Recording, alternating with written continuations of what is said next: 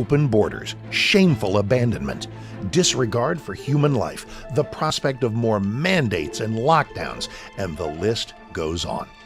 Now more than ever, we need to stick together. Voting alone is not enough. We must use our like-minded companies that fight for our rights and beliefs. Patriot Mobile is America's only Christian conservative wireless provider who shares your values. Last year, we gave more than $500,000 to conservative causes. With your support, we'll give more than $1.5 million this year. It's time to band together and support companies that truly love America and fight for our freedoms. Will you join us?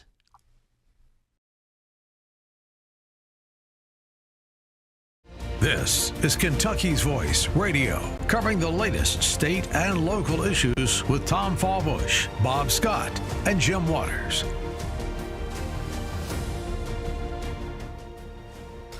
Good morning, Kentuckiana, and welcome to Kentucky's Voice. You're probably listening to us right now on 970 AM. You could also be watching our podcast stream, which is live on Facebook and on YouTube. I also want to promote that we have a broadcast of those podcasts that comes on channel 21 if you have Spectrum TV. Those come on at, I believe, 12:30, 4, and 8 p.m., but make sure you check your TV guide.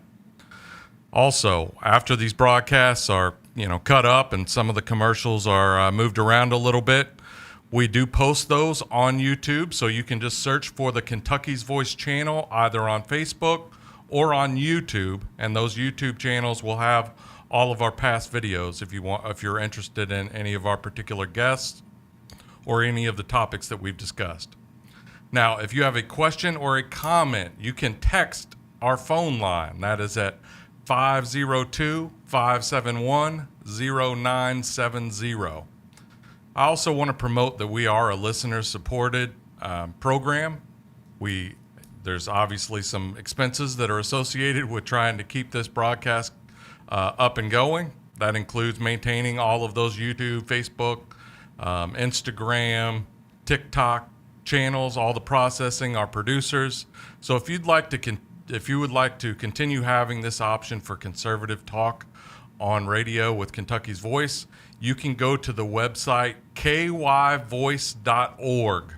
That's kyvoice.org, and you'll find a link on there that allows you to donate directly. You can also text that text line that we just gave out earlier, 502-741-0970. If you want to text GIVE or if you want to text KY space voice, that will send a link so that you can go on your phone and basically give by following that link. Now, for today's program, I first want to,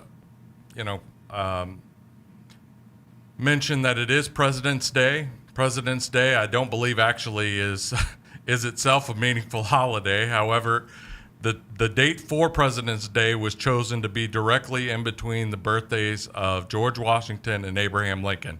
So even though nothing actually happened on this day in history, it's kind of a celebration of all of our past presidents, and we have had many great ones. Certainly George Washington and Abraham Lincoln among the best. So enjoy your day off work. If you are in JCPS, I've been told that apparently the kids got the day off, but the teachers did not. They're actually doing some sort of in-service training today. Another group of people that got the day off are bankers. The stock market is closed today, and our legislators. Now, I don't know what the kids in JCPS, the bankers, and the Wall Street people, and the legislators in Kentucky's General Assembly have in common, but the one thing that I know they have in common is they're off of work today, or they're off of their duties today. So today's show, we're going to be focused in on legislation. So I want to encourage our listeners, not if you're driving right now, but if you aren't driving and you're listening at home, I encourage you to grab a pen and paper. We're going to be going through a lot of legislation today. In particular, we're going to go through all of the Republican-filed constitutional amendments that potentially could appear on the ballot. I think we've got 14 or 15, and we'll very quickly go through all those. And I'll talk about the ones that I think are the most likely to actually be brought up, and some other ideas. There is a chance for legislation to still be filed for the next 2 or 3 weeks and still make it in front of all the legislators and get through. So if you have a great idea for a bill, I encourage you to reach out to your legislators. You can get their contact information by going to legislature.ky.gov. If you select the current session, there will be a menu on top where you can find your legislator and their contact information. And as we go through this, I'll be discussing what the best ways to lobby your legislator is. Join us after the break when we'll be going through the possible constitutional amendments that might appear on the ballot in the fall.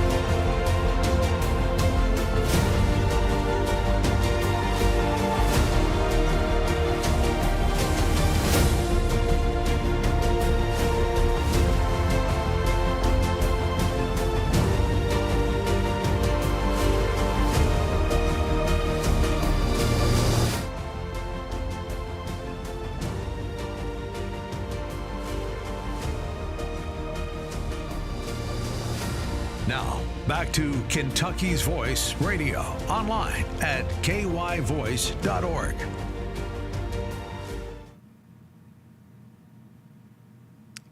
Welcome back to Kentucky's Voice. I'm your special host, Dr. Lance Pearson with the Louisville Tea Party and the Kentucky Liberty Caucus. Today we're going through a lot of the legislation. We're about halfway through the working sessions of the Kentucky General Assembly. So I want you to have an idea of some of the discussions that have been going on there and some of the important pieces of legislation. As you're listening, I hope you're, you can either, if you're not driving right now, you can have a pen and paper and write down any of this legislation that you find is important and lobby your legislator to push that bill. Or if you hate one of these bills, you can lobby them and tell them, do not support this under any circumstance. So if you want to lobby your legislator, you can do that by texting or calling into the legislative hotline. That hotline's number is 1-800-372-7181. That's 1-800-372-7181. They will ask for your name and your address the first time, but every subsequent time that you call in, it's a very quick process. They recognize who you are, and you just tell them, I want this legislator, or sometimes I'll just say, I want you to tell every Republican legislator to support a particular bill number, like HB 101, for example. The person that's on the other end of that line, and you will get a real person, you can call during normal working hours. And what they will do is they will enter that information, whether you support a particular bill or oppose it. They will write down that information on what I think they call these green sheets.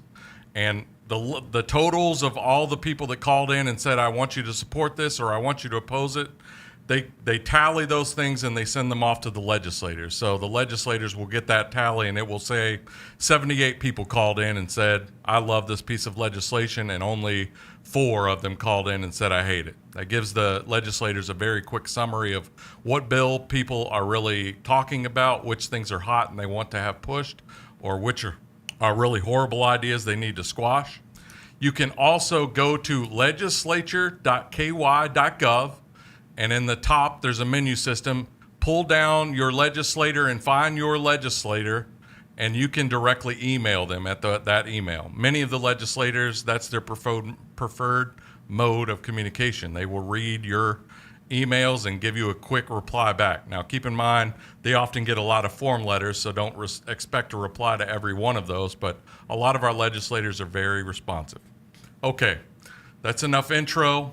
Again, we're going to first go through constitutional amendments. I think there have been 17 constitutional amendments, a few of which are very similar to one another, but 17 filed by Republicans. Don't even worry about a constitutional amendment that's filed by a Democrat.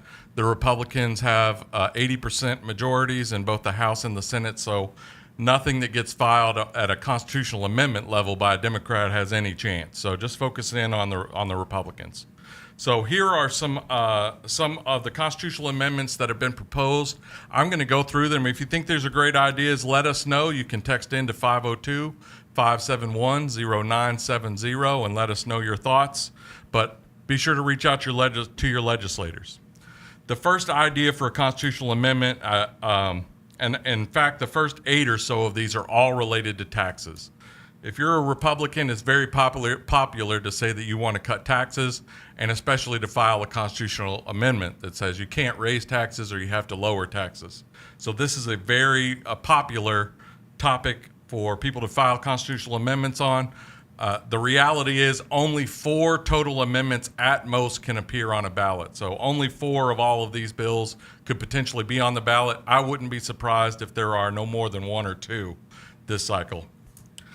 Okay, the first of these bills I want to talk about is HB 74, which was filed by a guy that we've had on the program before, TJ Roberts. This is, and the first 7 or so of these are all related to taxation, but they do different things.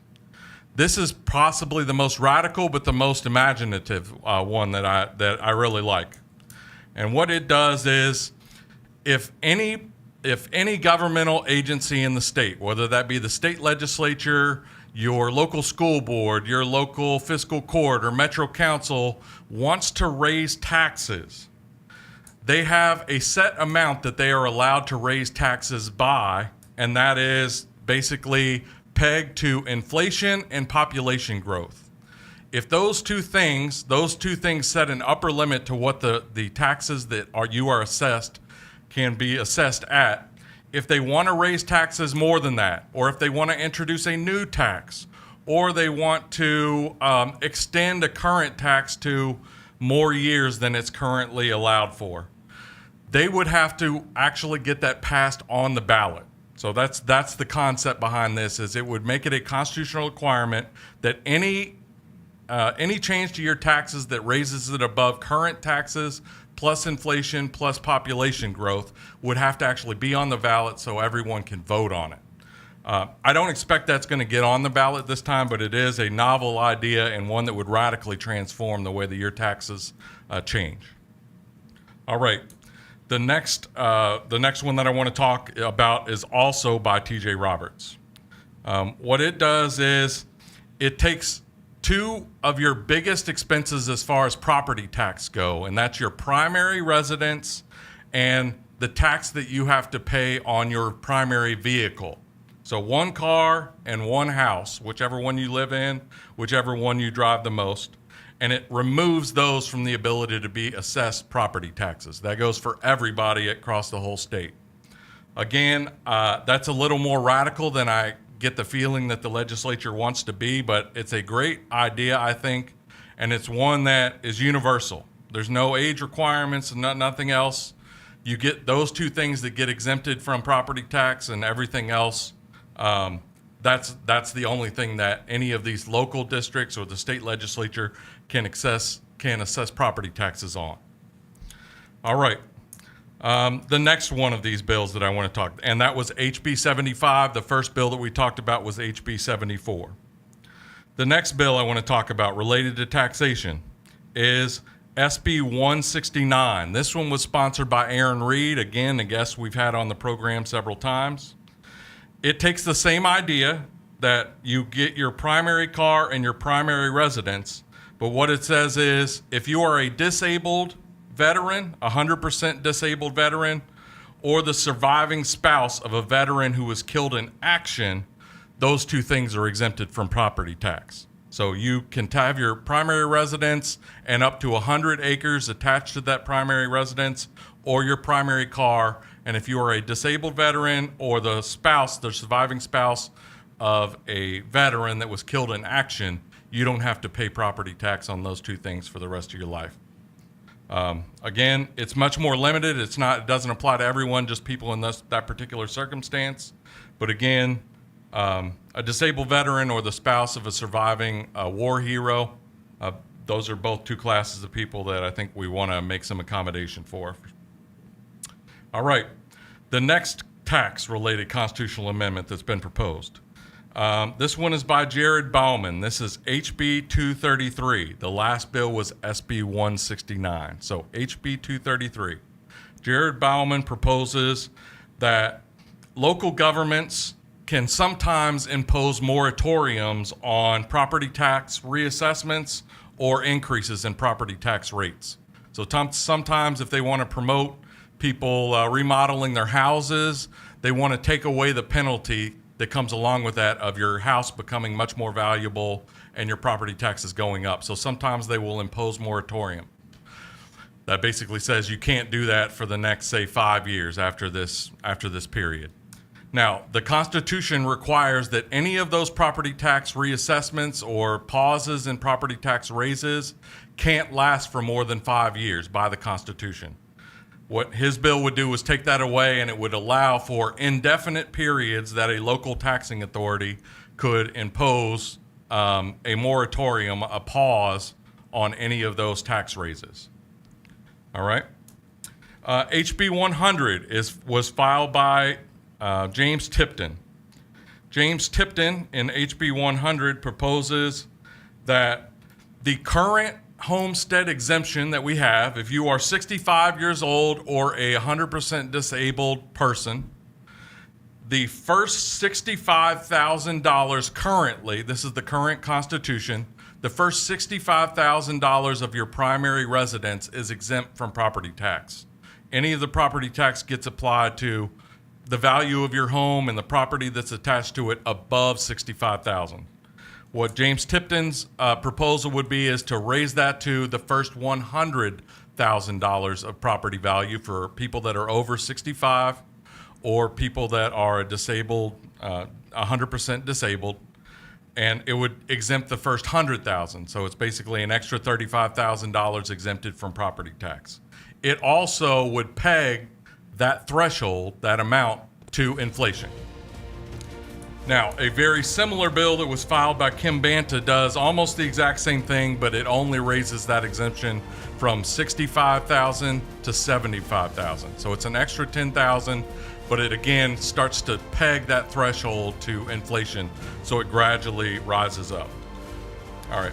So those are HB 100 and HB 245, those last two. We'll continue examining possible constitutional amendments after the break. Join us on Kentucky's Voice.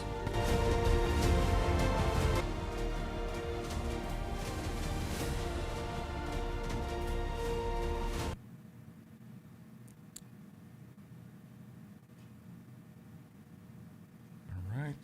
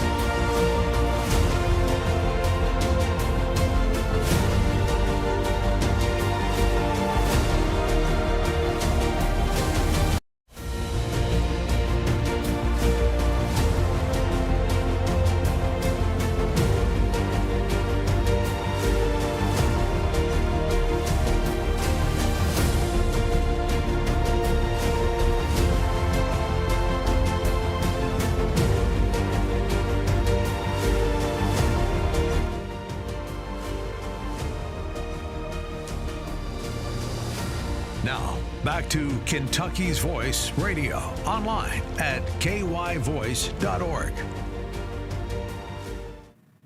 Welcome back to Kentucky's Voice. I'm your special host, Dr. Lance Pearson with the Kentucky Liberty Caucus and the Louisville Tea Party.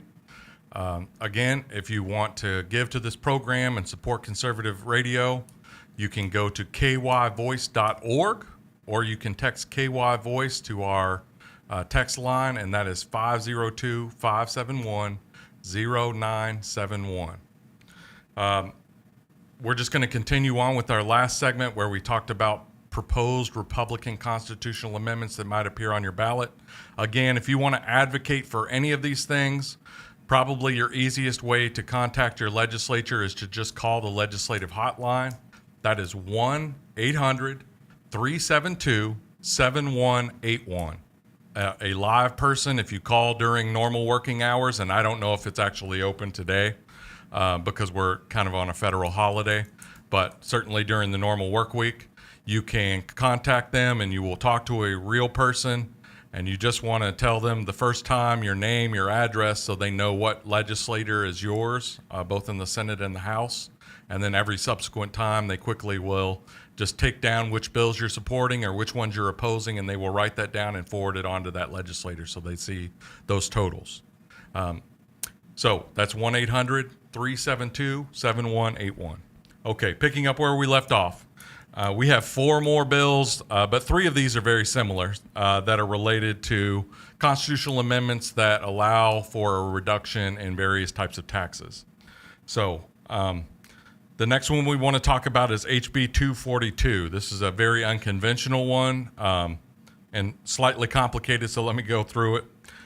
Richard White was the sponsor of this one.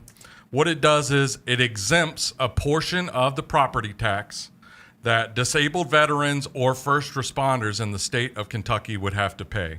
And the schedule is the first 40% of their primary residence would be exempt from being taxed if you are a fully disabled military veteran. 30% would be exempted if you are a fully disabled Kentucky first responder who was injured in the line of duty. The first 20% would be eliminated if you are a 10-year veteran or more in the military, regardless of your disability status. And the first 10% of your permanent residence would be exempted if you are a Kentucky first responder for at least 10 years. Okay, it's a little complicated, and as a result, I doubt that they will forward that on. Usually the constitutional amendments that get passed are ones that are very easy to understand quickly when they see it on the ballot. All right, these last 3 amendments are all essentially identical. Those are SB 51, HB 132, and HB 235. The most likely of these to actually make it on the ballot, and I do think this is likely to get on the ballot, is SB 51. So if you want to promote this, call in and tell them you want everyone to support SB 51. This was sponsored by Michael Nemes. The House sponsors were Wade Williams and also Jared Ballman. But what it does is if you are over 65 years of age, or if you are a disabled veteran, fully disabled veteran, what it does is it freezes the property tax assessment at the time that you turn 65 or the first time that you bought that house if it's after you were 65. So if you buy that permanent residence after you're 65, it would freeze your property value for assessment purposes at that point. Now, why is this more likely? Because it doesn't put as big a financial dent in local tax authorities like your school district. Most of the opposition to these restrictions and property taxes are your school boards, because that's where they get most of their money. They get 30-40% of their funding from the state, and they get the rest of it through local taxes, and that's mostly property tax. So if we're cutting property tax really severely, it puts a big dent in a lot of these public school budgets, and there tends to be a lot of opposition to that. This is more minor. It just says whatever the value of that property is when you bought it after 65 or when you turned 65, that's frozen for the rest of your life when you might be on a fixed income. Now, I would love for it to be tweaked just a little bit. Let's keep in mind that, for example, a billionaire like Donald Trump, he's over 65 too, so I don't want his primary residence to be exempt from property taxes on that. So there might need to be a little means testing added to that, but the overall idea I generally like, and some version of this probably will wind up on the ballot.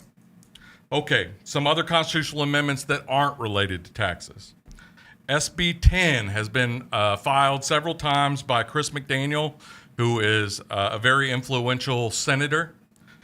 What this would do is it would take away the governor's ability to pardon people for 60 days prior to any election. So whenever the governor is coming up for election, he's not able to squeeze in a bunch of pardons.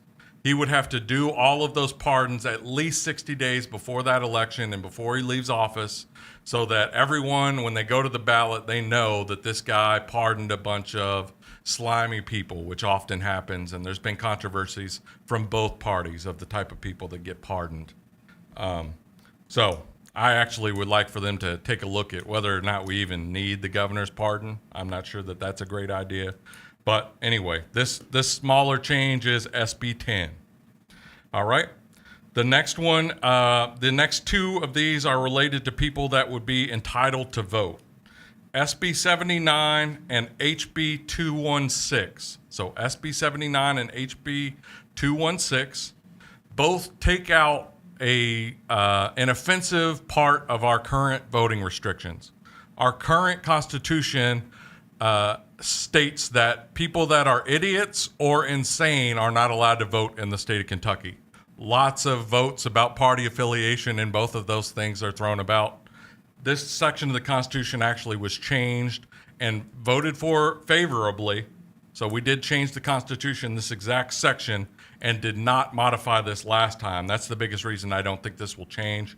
It's mostly PC. All this would just take out the words idiots and insane and say if you've been adjudicated by a court to not be competent to vote.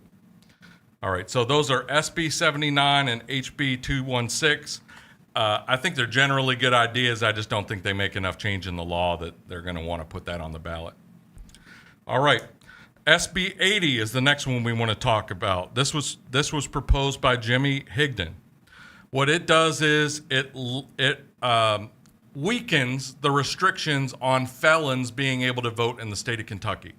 Right now, if you are a felon, you are not able to vote in elections in the state of Kentucky unless the governor pardons you, basically. If the governor restores your right to vote after you get out of prison and you serve your time and you were a convicted felon, the governor has to basically restore that right. What this would do is it changes it from all felonies barring you from voting to only very serious felonies, which would include treason, violent felonies, election-related felonies, or criminal offenses against a child. Now, what those criminal offenses against a child mean, obviously that's going to include, child trafficking or sexual abuse, but I have a little bit of question about what those criminal offenses might be. But that's SB 80 if you're interested in that bill. HB 259. What this does is and there's a very similar bill that was filed by John Hodgson. So either of these bills, HB 259 and HB 441, what they would do is they would require a person to be a citizen of the United States in order to hold elected office. I think the better of these two bills is probably HB 441, and the specifics are, if you want to be elected to government at any level in the state of Kentucky, you need to have been a citizen for at least 18 years prior to your election or appointment. The other one is very specific about which offices that you hold. And both of these bills would also add the restriction that you are not allowed to be a citizen of any other country if you want to run for these elected office or be appointed to these offices. All right. HB 288 imposes term limits on the state legislature. In particular, Kim Banta's bill says that you can't be elected more than 4 times to the Kentucky Senate or 6 times to the Kentucky House. All right, join us right after the break. We'll finish up this and we'll talk about new bills.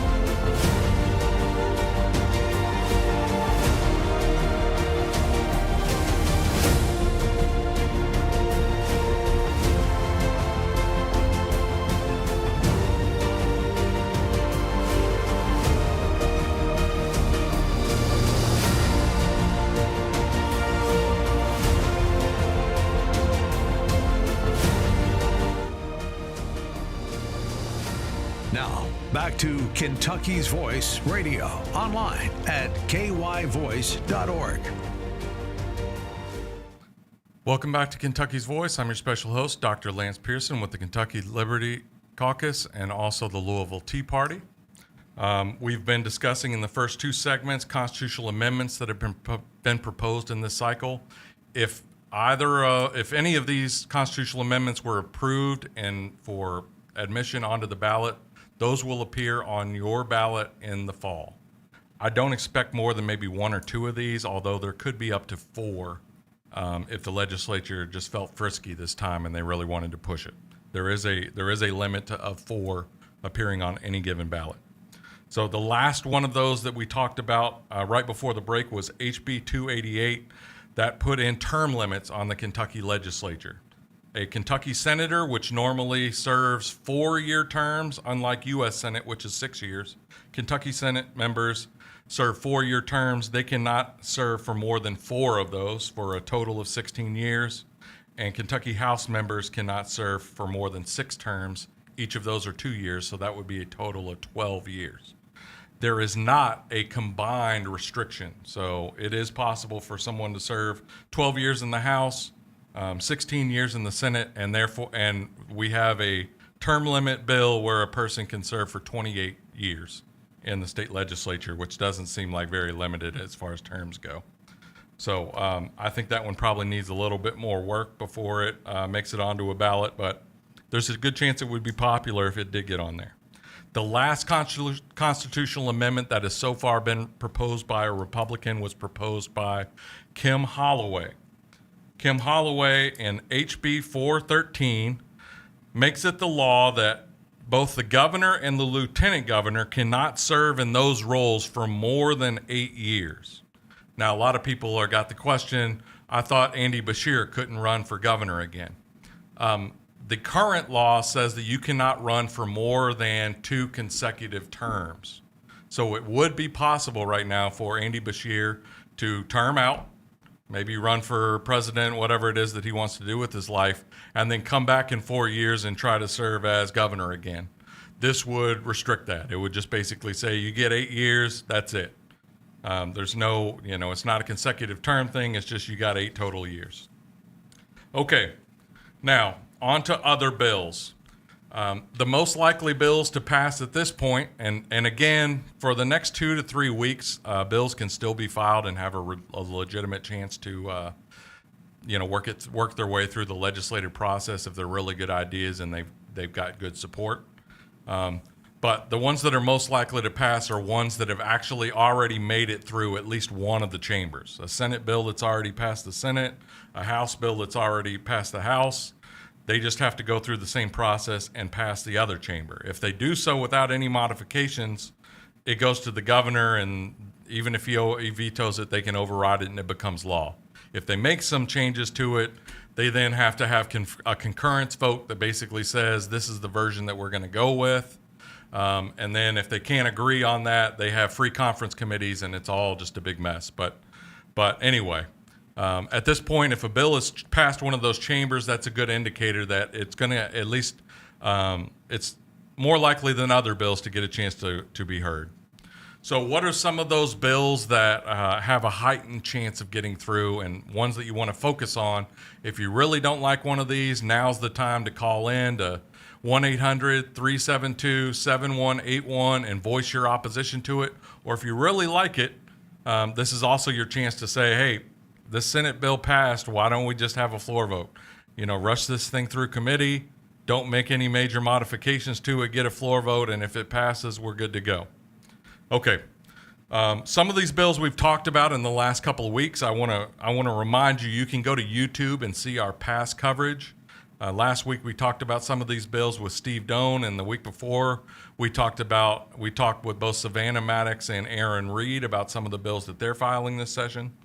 One of those that Aaron Reed has gotten through the Senate already is SB 7, which was allowing counties to offer driver's licenses. So rather than sticking with the regional offices, I think we have 34, maybe 30, as many as 38 regional offices where you can get your driver's license renewed or get a new license, get a real ID, or at least fill out the application so your real ID can be processed.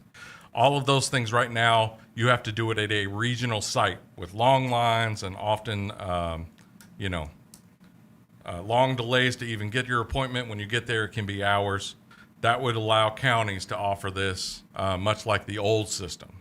So that's SB7. If you really support that, make sure you call in and you tell all the Republican House members to vote for SB7. Okay. Another one that we talked about was Savannah and Aaron Reed 2 weeks ago. Again, find that broadcast on Kentucky's Voice channel on YouTube. Is HB 312. What this would do is adults who are between the ages of 18 and 20 inclusive, so 18, 19, and 20-year-olds, currently can open carry firearms, but they cannot concealed carry firearms in the state of Kentucky. Every other person, assuming they're not a felon or they have some other reason that they're not allowed to have a firearm, is allowed to concealed carry. What this would do is it would allow them to get a license, those 18 to 20-year-olds, to get a license to concealed carry. I think this is especially important for young women. They don't like to walk around with, most young women don't like to walk around with a gun on their hip. They think it's going to get taken away and used on them, but they would be much more likely to use it if they could conceal carry so everyone didn't know that they had a weapon on them. But if they get attacked, they would have that as a resource. So that's HB 312. It's not a perfect bill, but it is a step forward, and so I support that legislation myself. I think there's a decent chance it passes this time. Another important bill that we haven't had the sponsor on yet, but I hope to, is HB 4. This is from Mary Ann Proctor, a Northern Kentucky representative. HB 4 is an act related to grooming. If people don't know, maybe some of our listeners are a little older, they haven't heard this terminology, but grooming is basically having an underage person and someone that is older basically psychologically manipulates that person to, in hopes of eventually having some sort of intimate relationship or sexual relationship with that younger person. So, in some of the most egregious examples, a teacher at the school starts making inappropriate text messages or comments to a child that's on their sports team or in their class, and even though they don't say anything that is directly sexually assaulting them, they are preparing that person so that once they turn 18 or 19, they can form a sexual relationship with that. That's called grooming, and so that piece of legislation has gone through several versions already, and it may go through some more modification, but it basically makes that a crime. That predators preying on young people will not be tolerated in the state of Kentucky. I think the general idea is really good. All right. The next bill that we want to talk about. This has already passed the House, much like HB 4 and HB 312 already passed the House. Jason Nemes, it basically filed a bill that would increase the penalties for human trafficking. Most people, and we've talked about this in previous episodes, like when we had on Larry Coleman and Alex, when we were doing our discussion of some of the ministries that are happening in the city of Louisville. Louisville is a hub for human trafficking, not only because it hosts a large farm machinery show and also the Kentucky Derby, which are major media events where lots of people come in, and it's a very easy venue for people to child sex traffic or traffic other human beings. But another reason is just because we're so centrally located. We have so many interstates that people from all over the country, I think we're within a day's drive of something like 70% of the U.S. population. So Louisville is a hub for human trafficking, and this would essentially increase the penalties for that. All right. HB 366. This is by DJ Johnson. What this does is it bans computer-generated, AI-generated child sexual abuse material. It basically mandates a full sentence for someone just like this is any other type of child pornography. And so I don't encourage you to look up any of this stuff, but the stuff that AI is doing, and every year it gets even more realistic and disturbing. How easy it is to generate things that would ordinarily be illegal, but you can generate a fake image. And so what this would do is it would make that essentially equivalent to child pornography trafficking.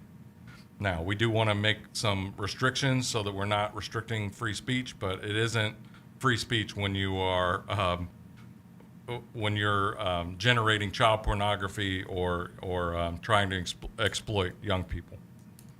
Okay, another important bill that's already passed the House is a bill by Emily Callaway from South Louisville.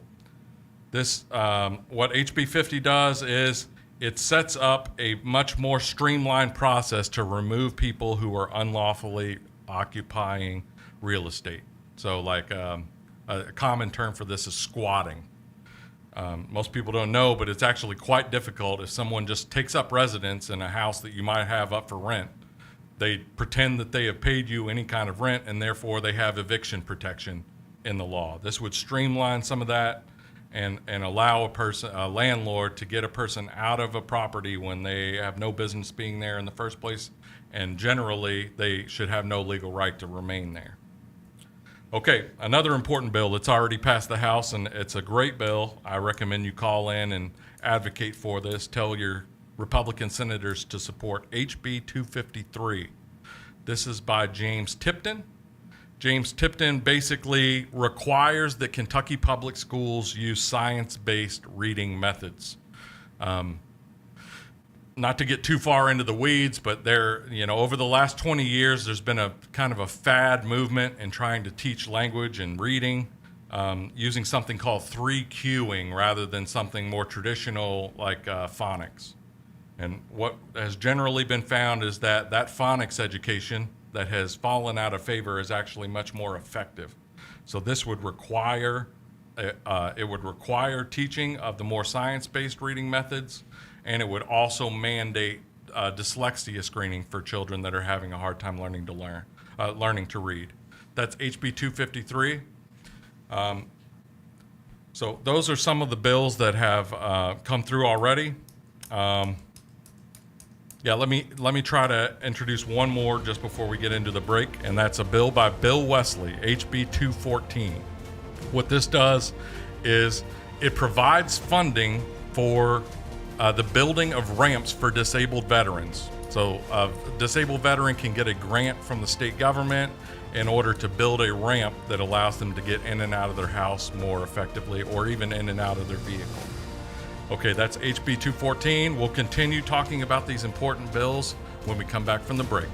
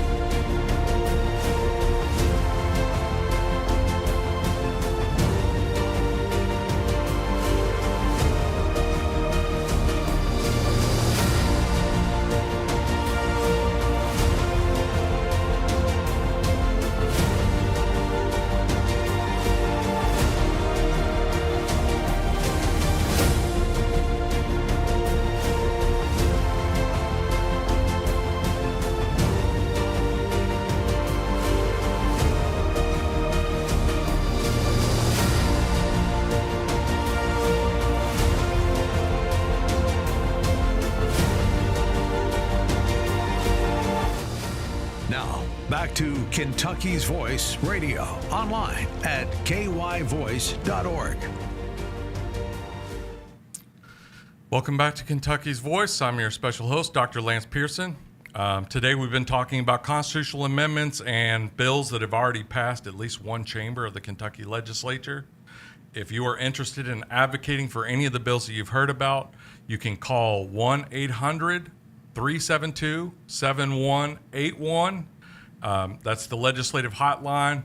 I'm not sure if they're open today, but they certainly will be open tomorrow during normal business hours, and you can advocate for any of these bills. Just say, I support it, and I want every Republican House member or Senate member to also support it, or the opposite. I don't want this to be passed no matter what, and so don't pass it. All right.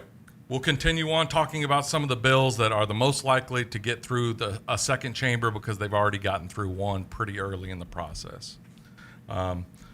One of those is HB 508. This is by Representative Koch, K-O-C-H. What this does is there is a cottage industry of people who try to facilitate veterans' benefits for, perhaps veterans who are disabled, or I think a very similar concept happens with Social Security fraud. So what this does is it puts the language into law that caps the fees that some of these middlemen charge. It also mandates that they disclose that they are a middleman and in no way affiliated with the government when they're trying to facilitate any of these services. Now, some of these services are reputable, but a lot of them are scammers and people that charge huge fees to people that don't really know what they're signing up to. The population is frequently disabled and often elderly, and so this keeps them from being taken advantage of. That's HB 508. HB 84 got some publicity. This is from TJ Roberts again. What this does is it requires legal liability for local governments whenever there is riot damage. I know in Louisville we had this example with some of the Black Lives Matters protests where there was destruction of public property. And people were very skeptical of the city of Louisville's response and willingness to try to stop that. All those business owners basically, if their liability insurance didn't cover it, they drove them out of business. And so this makes local governments legally responsible if they don't actually make a very good attempt to try to stop riot damage. That's HB 84.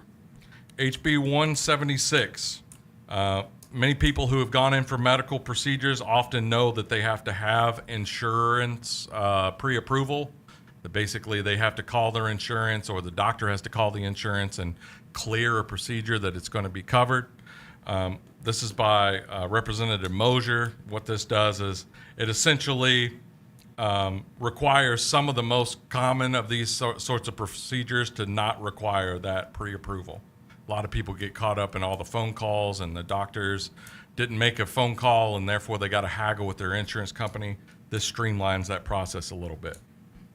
HB 103 has gotten a lot of publicity. This is by Mark Hart. What it does is it allows local municipalities or county water systems to make fluorination of the water supply optional. It doesn't mandate that they don't put fluorine in to the water supply. It allows each community to decide for itself. Right now, it is required that fluorine be added to the water supply.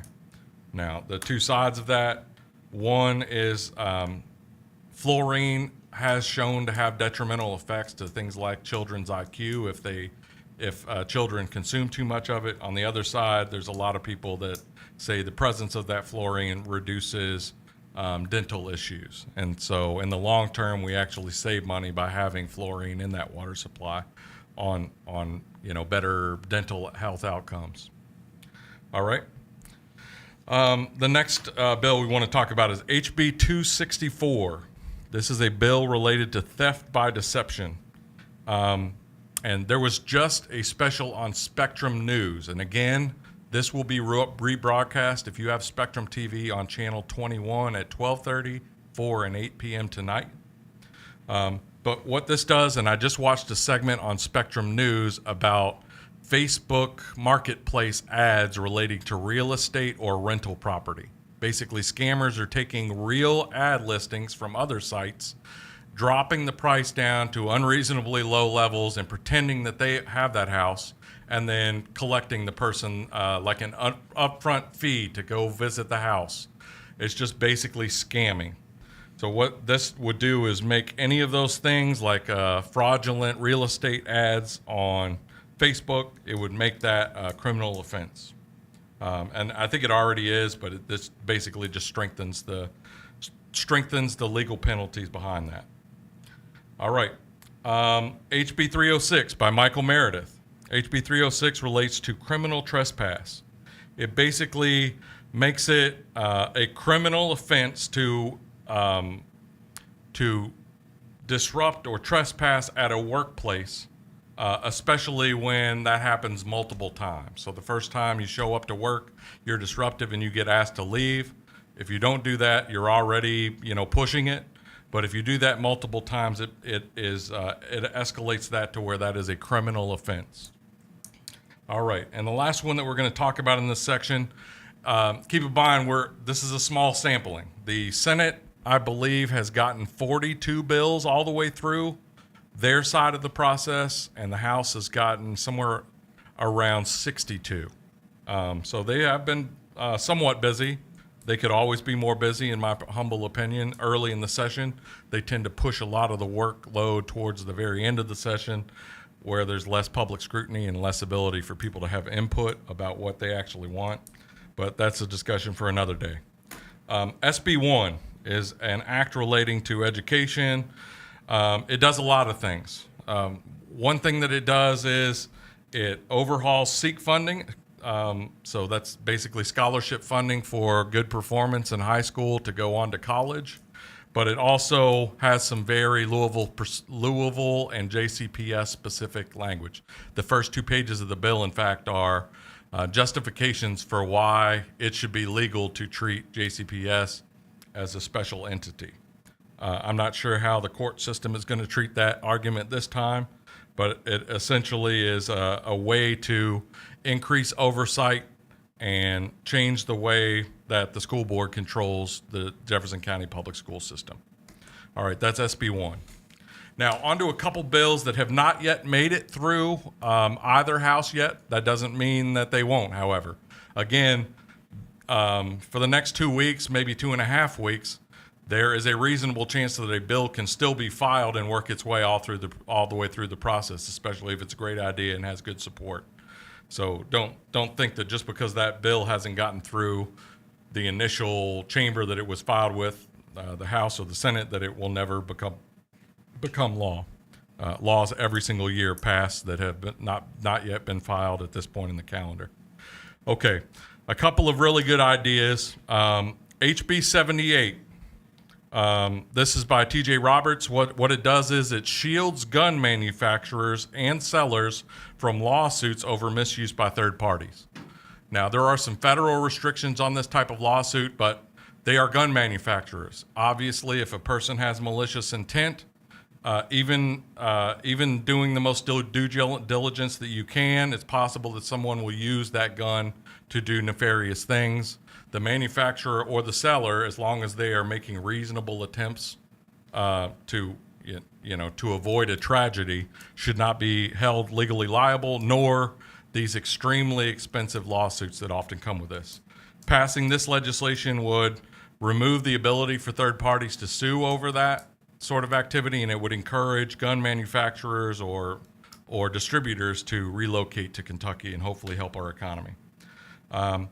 We talked with Savannah Maddox about HB 312. HB 312, I think I spoke about this earlier. That's the bill that allows for concealed carry with a permit and training for 18 to 20-year-olds. Good legislation. Okay, the next bill, HB 101, and this needs a lot of people to call in and support. HB 101 by James Tipton.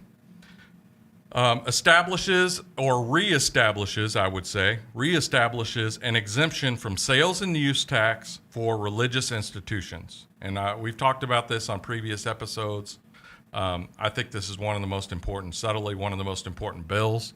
About 4 years ago, the state legislature imposed a requirement that religious organizations charge if they are selling goods and services as part of their ministry. And so some examples of that I'm sure you have encountered is Catholic churches during Lent who have fish fries on Friday. Technically, they are supposed to be paying state sales tax on all of those sales. And it adds a logistical nightmare and burden for an organization that isn't really, that isn't their main ministry, is making money off of these fish fries. They're doing it as part of their religious observance. About 4 years ago, they imposed that, and what it really did is it made all of these religious or not all of them, but many of these religious organizations into tax cheats because they're not filing all of the taxes that they would normally be required to. The amount of money that the state is actually taking in off of this is marginal right now. Let's just do away with it. As I've said before, there was a very famous Supreme Court case in the early 1800s that basically said the power to tax is the power to destroy.